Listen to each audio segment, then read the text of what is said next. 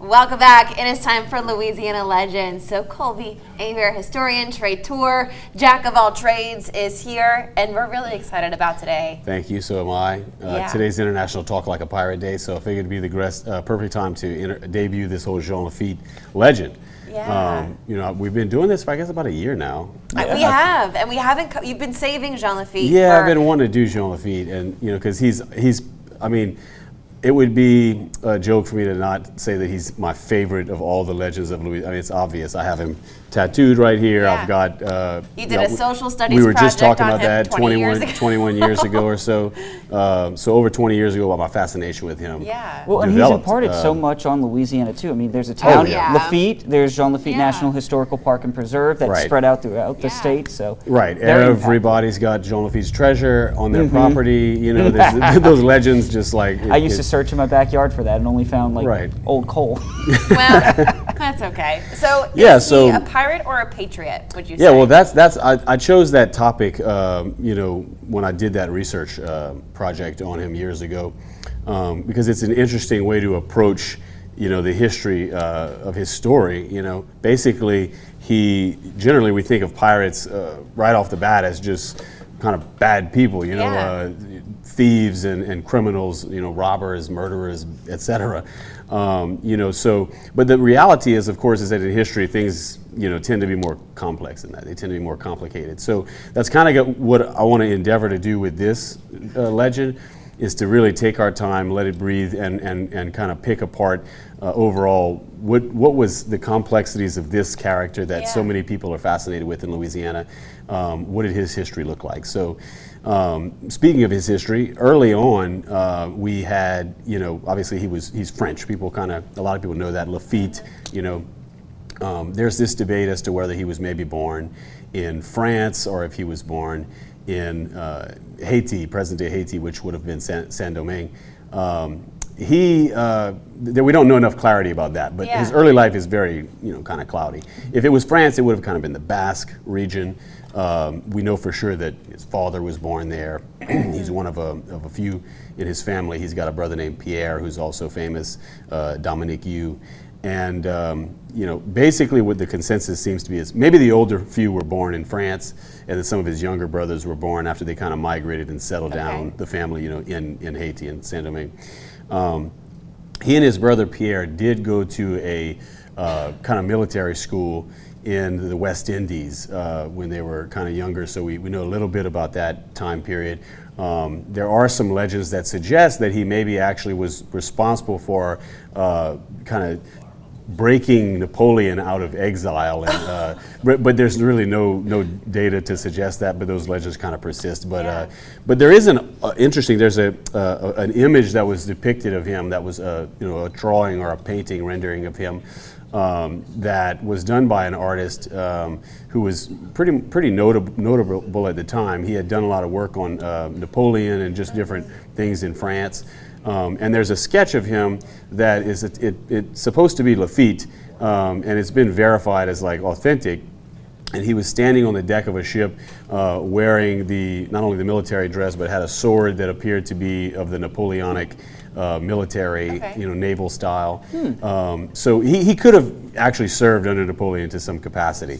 But ultimately, we know he ends up in Louisiana. He ends up in New Orleans. And that's where the history takes us. And so here is where the kind of smuggling operations began between him and his brother, Pierre. They were smuggling goods in and out. It was just sort of, black market stuff in and out of the city. They were brokers. And, eventually they kind of got a little tired of that, and they wanted a little more. Part of that is because of this embargo act that kind of tightened up on things of that nature and made it a little more difficult. So something just sort of as outright obvious as piracy is kind of all that they could do, to kind of elevate that. So that's when they came into, let's get a ship, let's have someone captain it, and go out and actually try to do some pirating, and then smuggle some of that back into the city. I'm fascinated by this. I actually have a question, because growing up, we always were taught that he was a pirate, but there's also the thought of the privateer. Sure. So what is the difference between a pirate and a privateer? A privateer has papers to pirate, basically. I mean, they have a mark, a letter of marque from a particular government that basically says that acting as a sort of privateer, they're going to be able to take some of these goods from their enemy ships and then kind of sell it back to their own country. That was a good question. We got to go to break, but we're going to continue this conversation in about 2 minutes, so hang tight, don't go anywhere.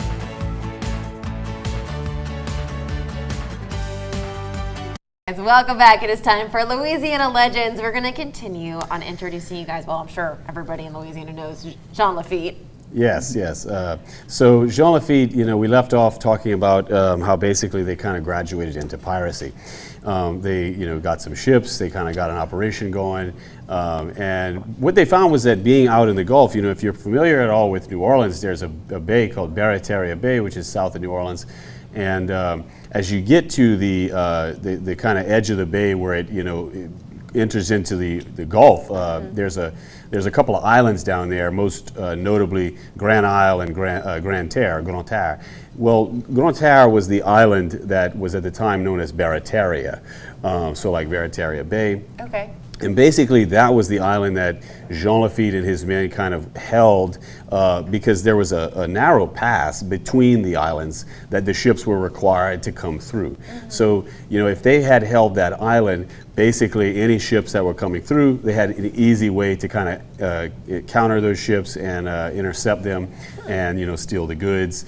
And then what they would basically do is they would take those goods and they would sell them at black market because you couldn't go back into the city with a shipload of things and not have them check everything off. Okay. Remember, this is the early 1800s, so at this point you have, even pirates being represented by attorneys. They've got their money in banks. This doesn't look like what we might think, where they're just running around cutting people and burying treasure and all that stuff.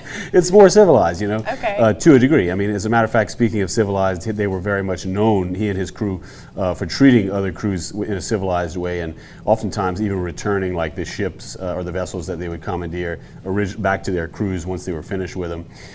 But so they would take, so they would take these smuggled goods and they would find their way to things like places, rivers like Bayou Lafourche, whatever. They'd find their way back up into the city. They would kind of smuggle off the goods on pirogues, and they'd head up to the bayous and what is kind of now actually is known as Lafitte, Louisiana, right? So there's a place they call the Shrine, and it's basically this Indian mound that's on a bayou, and so it was a really obvious place where they could kind of say, okay, that's the spot. So they would unload all the goods there. They would do an auction, like a black market auction. And that way they could get their money, the goods could be, brought back into the city at an official capacity, Yeah. So that's kind of how their pirating operation began. It was frustrating for Governor Claiborne and, the politicians there, but to some degree they allowed it because some of these things that America no longer allowed to come in. The politicians there were really used to them in New Orleans, the rum, and some of those things, and they wanted to keep enjoying that stuff. So to some degree, they kind of allowed some of that black marketing, and they kind of turned their heads. But on the other hand, basically, it got frustrating to the point where they were forced to deal with it at one point. And so at a certain time, Governor Claiborne issued out a warrant for Jean Lafitte's arrest. Jean Lafitte turned around and quadrupled the amount and put a head on the governor. And basically, it all sort of culminated where they came down with American ships to Barataria, blew them to smithereens. Jean Lafitte got away, but they captured most of the crew and his brother, jailed him, and they kind of took them all back to the city, put them on trial. And then, from there, it gets into the complex history of the Battle of New Orleans, which I'm not sure if we should save to next time. Oh, yeah. This is going to be a multi-part part series. Yeah, so they got there into the city, and eventually the pirates, they always escape jail, and things kind of work out from there. But so there's a blacksmith shop down Bourbon that people are familiar with, that his brother and he supposedly operated. Not necessarily a whole lot of truth to that. There's legends littered across the Gulf Coast surrounding. But it's also one of the oldest buildings in New Orleans. It is. Blacksmith shop. As well as the oldest operating bar. Don't they have? I think I've been there. Actually. What's the drink in the world? Country. Sorry. There's a drink there that they serve that used to be banned. Absinthe. Oh, right. Yeah, of course. And so it's like that's one of the places that you go for that. And so it's so he haunts it. Yeah. It's But definitely got the some. ghost story. You have the town of weight Jean up, so Lafitte, walk you in there have and- Lafitte, you know, Right. both kind of right along the bayous there down south of New Orleans, Barataria Bay. Yeah. Like you said, you know, all those islands down there, supposedly they have all the treasure out there that everyone Right. in the New Orleans area searches for in their backyard, And including it's so myself funny as a young because, kid. like Yeah. I said, That's they so really cool. had their stuff in banks, and Mm-hmm. and remember, pirates, they live these really dangerous lifestyles, so they were much more likely to just kind of spend things. They were like really living in the present, Yeah. and utilize their riches or their spoils to just kind of like live lavishly in the moment. They didn't Yeah. think a whole lot about the future. And one final point too, all the national parks from Thibodeau on to the east, Jean Lafitte National Historical Park and Preserve. Yeah, I'm learning a lot today. I love this. I love that we're finally tackling Jean Lafitte. We're going to cover it next week. Part 2 too. next week, yeah. Part 2. So tune in for that. We're going to post part 1 on our website, kdn.com. Everything you need to know will be right there. We'll be right back after this.